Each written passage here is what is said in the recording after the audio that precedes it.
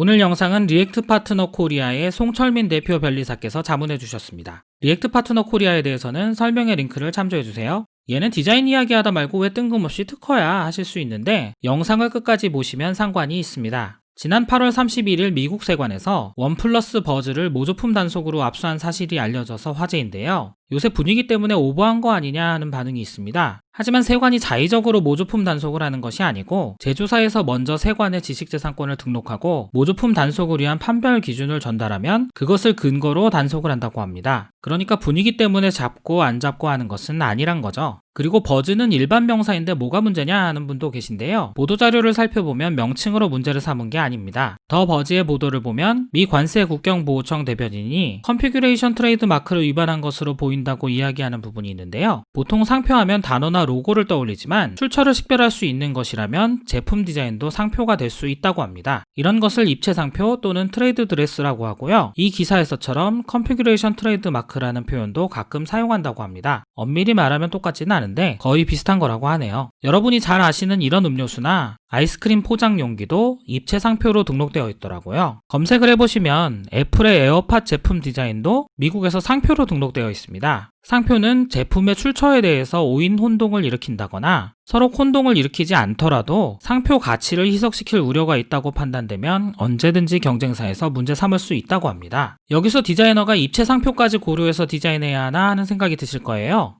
네, 고려해야 됩니다.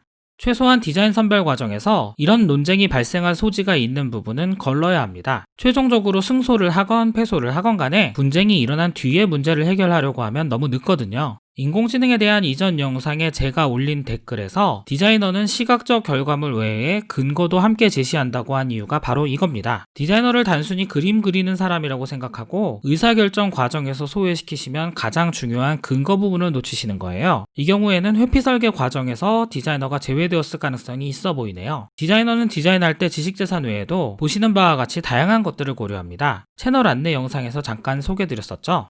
소프트웨어로 디자이너를 대체할 수 있다는 생각은 전자계산기만 있으면 나도 수학자가 될 수 있다는 생각과 똑같습니다. 주판을 전자계산기로 바꾼다고 해도 또는 전자계산기를 매스매티카로 바꾼다고 해도 내가 수학자가 될 수 있는 건 아니죠. 전자계산기도 수학자가 될 수 없고요. 인공지능을 상대로 러다이트 운동을 하자는 게 아니라 산업 분야를 정확하게 이해하고 개발을 해야 한다고 말씀드리는 겁니다. 원플러스 버즈 소식을 전하면서 오늘도 기승전 디자이너로 마무리하네요. 질문 있으시면 댓글 남겨주시고 내용이 마음에 드시면 구독 설정해주세요.